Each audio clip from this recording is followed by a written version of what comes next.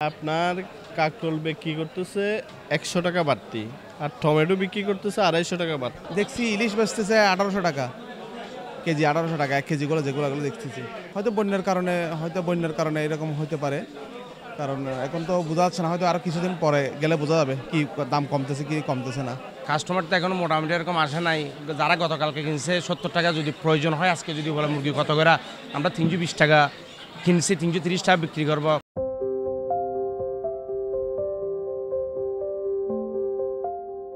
বন্যায় বিপর্যস্ত দেশ, বন্যার প্রভাব পড়েছে সবকিছুতেই। বাদ যায়নি নিত্য প্রয়োজনীয় পণ্যের বাজার। নগরীতে শাকসবজির কমতি না থাকলেও বন্যার প্রভাবে বেড়েছে দাম। বিক্রেতারা বলছেন, বন্যার কারণে গত ৩-৪ দিন ধরেই শাকসবজির দাম বৃদ্ধি পেয়েছে। গতকাল শনিবার সকালে পুরো বাজার ঘুরে নিত্য প্রয়োজনীয় পণ্য বাজারের এমন চিত্র দেখা যায়। বাইরের থেকে যে সবজিগুলো আসে, সবজিগুলো আজকে 2 দিন ধরে আসে নাই। যেমন ধরো ফুলকপি, বাঁধাকপি, পটল, যেগুলো টমেটো বাইরের থেকে আসে, এগুলো আজকে 2 দিন ধরে আসে নাই। টমেটো আজকে চলতেছে 280 টাকা, 300 টাকা কেজি। ফুলকপিতে নেই, বাঁধাকপি নেই। যেগুলো আমাদের চট্টগ্রামের সবজি, সীতাকুণ্ডা, দোয়াদের থেকে আসে, এগুলো আসছে প্রতি কেজির মধ্যে 20 টাকা, 30 টাকা, সবগুলো বাড়তি। সবজি একদম নাই বললে চলে। বাইরের কোনো সরবরাহ নাই, সরবরাহ একদম বন্ধ। সরবরাহ বাড়লে আবার মোটামুটি স্বাভাবিক হয়ে যাবে। এখন আপাতত এই পর্যন্ত আছে। টানা বৃষ্টি ও বন্যার অজুহাতে চট্টগ্রামের কাঁচা বাজারগুলোতে গত সপ্তাহের তুলনায় প্রতি কেজি সবজির দাম বেড়েছে 10 থেকে 40 টাকা পর্যন্ত। এজন্য বাজারে সবজির সরবরাহ কমে যাওয়াকে দায়ী করছেন ব্যবসায়ীরা। বন্যার কারণে সবজির দাম আরও বাড়তে পারে বলেও আশঙ্কা তাদের। ওরা বলতেছে বন্যার কারণে, এখন কি সত্যিকারের বন্যার কারণে না ওদের কৃত্রিম কোনো সংকট করে দাম বাড়তে নিচ্ছে সেটা তো বলতে পারবো না। যেমন আগে রুই মাছ 400 টাকা, 350 টাকা ছিল, এখন 500 টাকা। তাহলে অনেক বেশি না, প্রায় 150 টাকা বেশি না। মাছ বলেন, সবজি বলেন, প্রত্যেক কাঁচামাল বলতেই সব কিছুর দাম বেশি। এত দেশ থেকে পেঁয়াজ আসতেছে, পেঁয়াজ 115 টাকা, 120 টাকা, কি করবেন? যেভাবে শুনতেছিলাম দাম কম, কিন্তু যেরকম সেরকমই। এখন বন্যার কারণে বেড়ে গেছে কিনা সেটা তো সঠিক বলতে পারবো না। সরেজমিনে বাজার ঘুরে দেখা গেছে, আলুর কেজি প্রতি বিক্রি হচ্ছে 60 টাকা।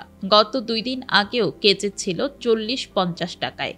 গত সপ্তাহে 25 থেকে 30 টাকা কেজির পেঁপের দাম বেড়ে এখন বিক্রি হচ্ছে 40 থেকে 45 টাকায়। কাকরোল 50 থেকে বেড়ে 70 টাকায়। ঢেঁড়স 40 টাকা থেকে বেড়ে 60 টাকা কেজি বিক্রি হচ্ছে। এছাড়া 60-70 টাকার বরবটি দাম বেড়ে এখন 100 থেকে 110 টাকায় বিক্রি হচ্ছে। টমেটো আজকে 280 টাকা, 300 টাকা চলতেছে। কেন আমরা বাড়তি দিয়ে কিনে আনছি, আজকে নেই। এই কারণে আমরা প্রতিটা তরকারির মধ্যে 10-20 টাকা করে বাড়তি। আমরা আগে বিক্রি করছি 60 টাকা লাউ, আজকে 70 টাকা। তারপরে মনে হয় বিক্রি হচ্ছে আগে 100 টাকা, এখন 120 টাকা, এরকম সব কিছু 20 টাকা 10 টাকা করে মানে বাড়তি হয়েছে। সবজির মধ্যেও দাম বেশি। সবজি বরকটি দেখতেছি 120 টাকা, 30 টাকা। মোট কথা হলো বাড়তিই আছে, জনগণ সুফলটা পাচ্ছে না। ইলিশ তো ইন্ডিয়াতে যাচ্ছে না বলতেছে এখন, কিন্তু তারপরেও তো দাম বেশি। আপনার কাকরোল বিক্রি করতেছে 100 টাকা বাড়তি, আর টমেটো বিক্রি করতেছে 250 টাকা বাড়তি। 1 কেজিতে যদি 250 টাকা বাড়তি বিক্রি করে, আর কিভাবে দর এরিয়া থাকে? সব সবজির দামেই তো 100 টাকা করে বাড়তি। তো এক রাতের মধ্যে কি 100 টাকা কি ইয়া হয়, যে সংকট তৈরি হয়, এবং এক রাতের মধ্যে কি সব চলে যায়?